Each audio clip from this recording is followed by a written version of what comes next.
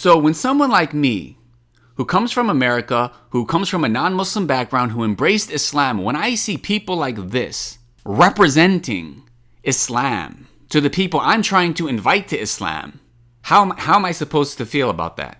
Bismillah, walhamdulillah, wa salatu wassalamu ala rasulillah. Assalamu alaikum wa rahmatullahi wa barakatuh, and welcome all viewers. Today I wanted to respond to a comment that was left under one of my community posts. So first I'll read the community post and then the comment and share my thoughts. My community post said, "One tragedy regarding some of the so-called da'wah today is that it isn't da'wah at all, but rather it's arguing and insulting non-Muslims to the absolute repulsion of those who are supposed to be getting invited to the truth. Then if you refute such behavior as a Muslim, you're labeled a traitorous, clout-chasing instigator by such individuals and their fans for simply pointing out what should be obvious to everyone. I thank Allah for guiding me to Islam through the Quran before social media became what it is today, and I wonder what my perspective of the religion would have been if I'd been introduced to it through some of the un-Islamic behavior I see online by a few with loud voices claiming to represent it.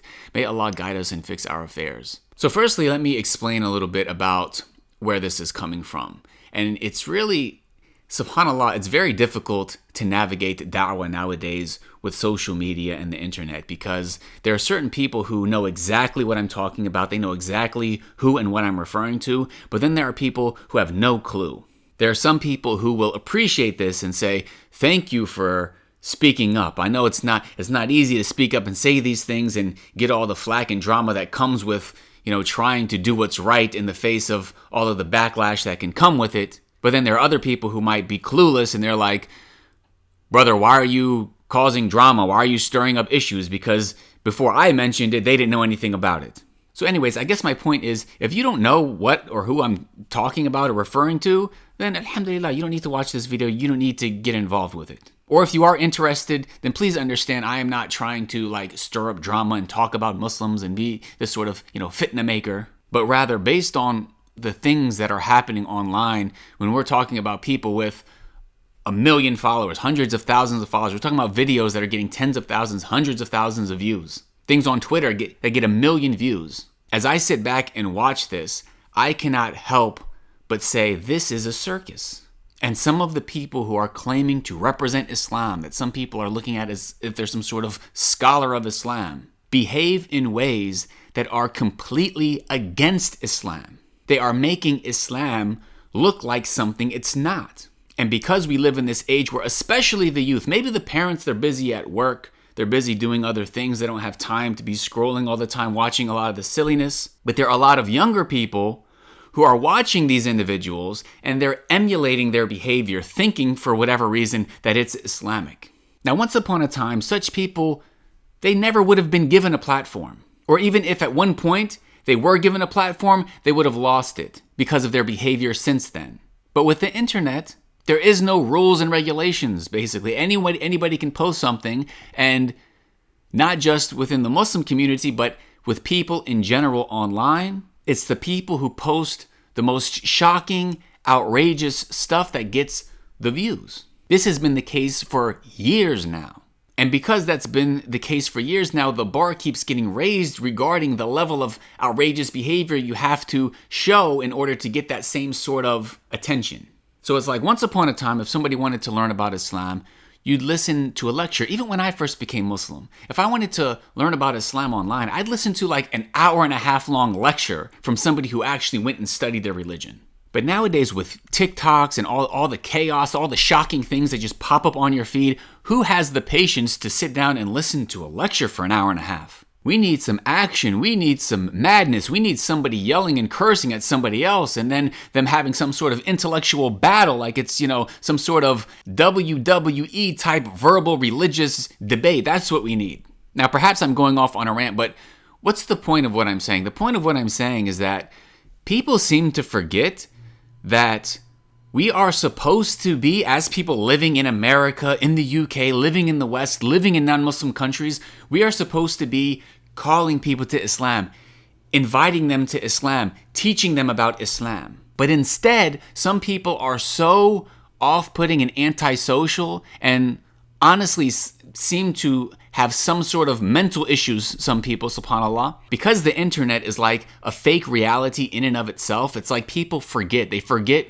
where they live. They forget that these are like real human beings that are reading what they're writing and seeing how they're acting. Because maybe online it's like, okay, you have your group of Muslims here and you have your group of Christians here, and you guys can sit there and yell at each other and argue and whatever. But when you go outside, who's around you?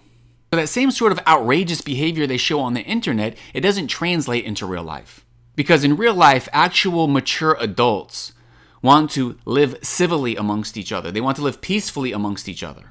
They don't go up to other people and insult their mothers and curse at them and beat their chest and say they're going to slap them in the face. But you find this behavior on the internet. You find it online. It looks ridiculous to anybody with some common sense and maturity. It looks absolutely horrific. But then as a Muslim, we've reached a point where if you condemn such person, right, by name, let's say I mentioned this person by name, I showed their video clips. When somebody does that, this person then tries to dig up information about them to then expose them and make them look bad. It is a complete circus. And these aren't hypothetical. These are things that are actually happening. So when someone like me, who comes from America, who comes from a non-Muslim background, who embraced Islam, when I see people like this representing Islam to the people I'm trying to invite to Islam, how am I supposed to feel about that? Because a lot of random anonymous people on the internet are like, no, you need to side with your Muslim brother. Side with my Muslim brother. What if he's wrong though? That's not what Islam teaches us, to just side with your Muslim brother when they're wrong. A Muslim has integrity. A Muslim is on the side of truth. I embraced Islam to follow the revelation that Allah sent us, sent all of humanity. And it's upon every single individual to follow that revelation. Now I'm going to share a comment, and I hesitate to share this because I ask that Allah forgive me for my shortcomings, that Allah forgive me for the things that people don't know about me, and that Allah not hold me accountable for anything, any praise that anyone might say about me. I know how undeserving I am of it, and Allah knows even more how undeserving I am of it. But I wanted to read this so that people understand that most people don't comment. Most people aren't making videos. They're just watching things play out, and they're watching your behavior. And they're in tune to how you make them feel when they watch your behavior. This person said, as a Christian, I want to express my deep respect for you. I've spent much of my life harboring negative feelings towards Muslims, especially after watching certain Dawah videos online. However, a few years ago, I came across your videos and they had a great impact on me. Your calm, eloquent explanations and your ability to address issues without compromising your beliefs truly stood out to me. Since that day, my entire perspective has changed. I now have a deep appreciation for your channel and have learned a great deal about your religion. I'm grateful for your existence and for your commitment to following the teachings of your prophet. It's clear to me that you embody his example in your actions. Thank you, my brother Sajid. God bless. So firstly, again, all praises for Allah. May Allah forgive me my shortcomings, and may Allah not hold me accountable for the things people are saying about me. But I really appreciate this comment and the person who left it. And I ask that Allah guide all of us to the truth and keep us firm upon the truth. And when it comes to us who are living in the West, we're living in the UK, in America, understand that our interactions with people don't have to be screaming and insulting and being nasty and arguing. I know that gets the views, that gets the attention, that gets our blood flowing and is entertaining. But the amount of harm I have seen this sort of outrageous, un-Islamic behavior have online, it's so disturbing.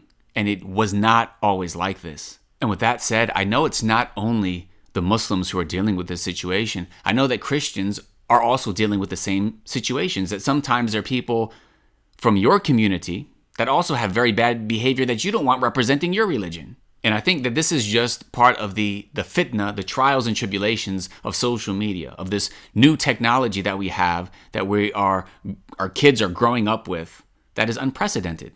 Anyways, there's a lot more that I wanted to say on this topic. There were more comments I wanted to respond to, but I don't want this video to be too long.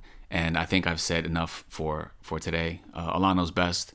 سبحانك اللهم وبحمدك أشهد أن لا إله إلا أنت أستغفرك وأتوب إليك. السلام عليكم ورحمة الله وبركاته.